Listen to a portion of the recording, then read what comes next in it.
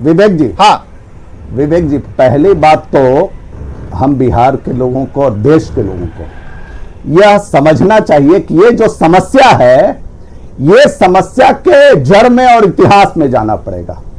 ये समस्या कोई आज की समस्या नहीं है, ये समस्या के पीछे कांग्रेस पार्टी है।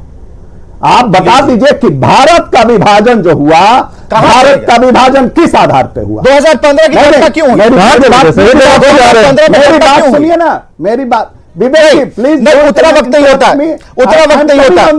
नहीं अजीत चौधरी जी, एकदम पॉइंट पर हमारे पास वक्त नहीं होता, एकदम पॉइंट पर आइए। 2015 में अगर घटना हुई, क्यों हुई? 24 अप्रैल को घर जलाया गया, क्यों हुआ? क्या उसके पीछे कांग्रेस थी? बात पे आप, अरे आप तो ऐसा बोलते हैं जैसे कि आप इन्वेस्टिगेटिंग ऑफिसर हैं विवेकानंद जी। आप इन्वेस्टिगेट कर रहे हैं बोलने के लिए। हमारी ताकत हम स्क्रीन पर है, आपके साथ, आपके बगल में संजय कुमार है। मुझे समस्या बताना जरूरी है, जड़ पे जाना जरूरी है, बात समझ जाइए। आप जो देश के अंदर, यह देश का ही नहीं अंतरराष्ट्रीय एक समस्या है, यह मैं बताता हूं। जिस तरह की प्रवृत्ति इस देश में और अंतरराष्ट्रीय स्तर पे जो हमें देखने को मिलता है, उसी का परिणाम जो है ये पूर्णिया के बायसी में आज हमें देखने को मिला है।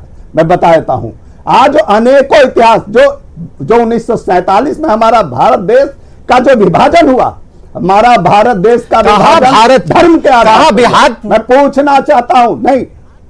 नहीं वही है समस्या। चलिए एक बड़ी खबर आ रही है, जरा रोकते हैं आप लोगों को, जरा रोकते हैं। न्यूज 18 की खबर का जरा बड़ा असर हो गया है। सुनिए जेडीयू के डॉक्टर संजीव कुमार हम पर अफवाह फैलाने की बात कह रहे हैं, लेकिन असर देखिए। एसपी दयाशंकर ने फोन कर न्यूज 18 को जानकारी दी है।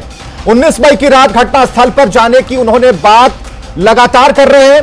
केस की मॉनिटरिंग चल रही है। 5 अभियुक्तों की गिरफ्तारी की एसपी ने पुष्टि की है। चलिए बड़ी खबर हम आपको दे रहे हैं। सर हम जाग रहे हैं, इसीलिए बड़ी खबर के तौर पर हमारे खबर का असर हुआ है। और देखिए एसपी दयाशंकर ने फोन कर खुद न्यूज 18 को इस वक्त यह जानकारी दी है कि मॉनिटरिंग चल रही है और घटनास्थल पर जाने की 19 मई की रात की बात को उन्होंने कहा है।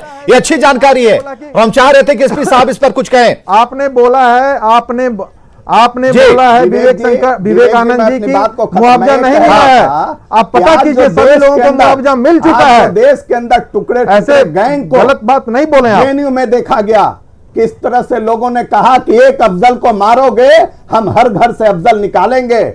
आज जो सीए जो देश में लाएगा, कहां मुड़ जा रहे हैं विरोध। अजीत चौधरी कहां धारा बाहर, कहां कोसी की धारा अब हिमालय पर ले जा रहे हैं? विवेक जी, अरे हम कहां पूर्णिया में जड़ वही है, मझुआ कांड पर बात कर रहे हैं महाराज। आप लेके कुंतल कृष्ण प्रवक्ता कांग्रेस, ये सब बांग्लादेश से मुसलमान, ठीक है कुंतल कृष्ण के अंदर जो प्रवृत्ति है, कुंतल कृष्ण की कांग्रेस सरकार इसके लिए दोषी है। ठीक है चलिए विवेक जी, हाँ विवेक जी, हाँ पहले तो ये बायसी थाना के अंतर्गत ये जो घटना हुई है मझुआ गांव में जी, ये समाज को शर्मसार करने वाली घटना है। पहले तो मैं इसकी कड़े शब्दों में भर्त्सना करता हूं, सबसे पहली बात। दूसरी बात कि बड़ी शर्मनाक बात है कि यहां महादलित परिवार सरेआम जला दिया जाता है। 5 दिन हो गए, अभियुक्तों की गिरफ्तारी नहीं हो रही है। तो उस महादलित परिवार की सुध लेने के बजाय हमारी सरकार में बैठे हुए पुरेधा और सरकार के प्रवक्तागण, सरकार में बैठे हुए माननीय विधायकगण ऐसी राजनीति की बातें कर रहे हैं। विवेक जी, लाश पे राजनीति करना कृपया छोड़े। आपके पार्टी की लाश पे राजनीति करना कृपया छोड़े। करते आए हैं आप लोगों के कारण मैंने आपकी बात सुनी है, मैंने आपकी बात बर्बाद आपने लोगों ने विभाजन में किया, लाखों लोगों की हत्याएं करवाई आप लोगों ने। मैंने आपकी बात सुनी है, काफी कीमती वक्त होता है।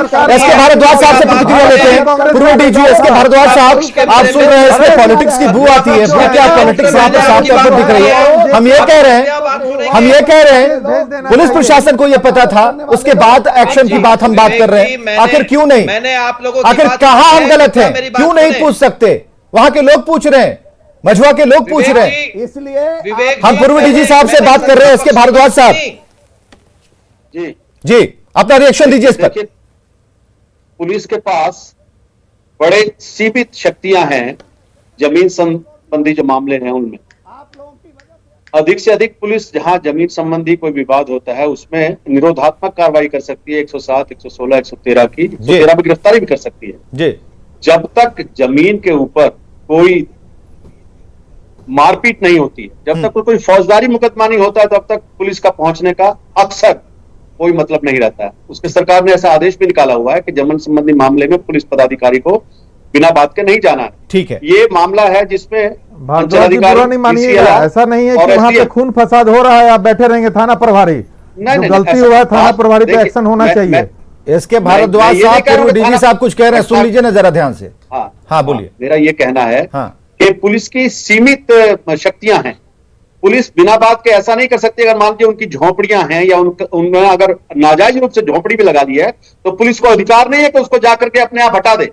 उसके लिए जो भी व्यक्ति जिसके यहाँ उसने झोपड़ी अगर लगाई है नाजायज, तो मुझे नहीं मालूम इस मामले में नाजायज लगाया है या सरकारी जमीन पर लगाई है जिन पर उनको कब्जा दिया सरकार ने और उनके ऊपर जब रोग पुराना था। चलिए एसके भारद्वाज साहब, बहुत बहुत शुक्रिया। सभी लोगों का बहुत बहुत शुक्रिया इस कार्यक्रम में आने के लिए। समय की कमी है लेकिन हम कहना चाहेंगे कि जब रोग पुराना था, आपको उस रोग के बारे में पता था, आपको यह पता था कि वहां ऐसी घटनाएं होती रही हैं, आपको कैंप लगाना पड़ गया, सब कुछ मालूम होते हुए आप एक्शन ले सकते थे और आज इतनी बड़ी घटना नहीं होती अगर आपका डर रहता।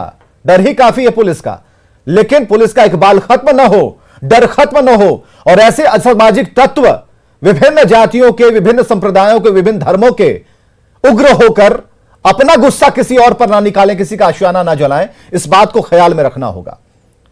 खबरें लगातार